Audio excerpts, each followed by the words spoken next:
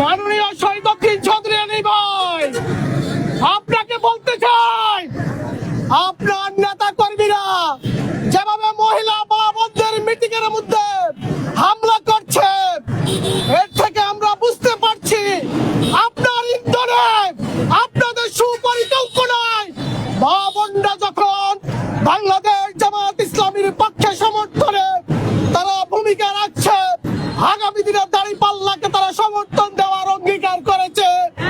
আমাদের এই জনপ্রিয়তায় ঈর্ষান্বিত হয়ে আপনি আপনার এই সন্ত্রাসী নেতা কর্মীদেরকে মা বোনদের উপর লেলিয়ে দিয়েছে।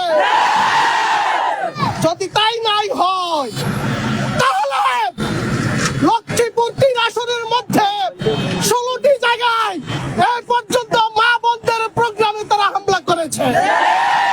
আমরা খুব পরিষ্কার ভাবে বিএনপিকে বলতে চাই, আপনাদের এই ধরনের নেতা কর্মীদেরকে যদি না থামান, আমরা ঘোষণা দিচ্ছি জামাত শিবিরের কর্মীরা বসে থাকবে না।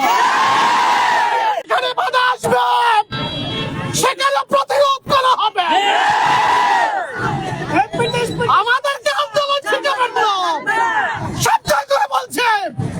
আর যদি কোথাও আমরা দেখি, আমি নেতা কর্মীদের উদ্দেশ্যে বলতে চাই, প্রত্যেকটা ওয়ার্ডে ওয়ার্ডে আপনারা অবস্থান নেন।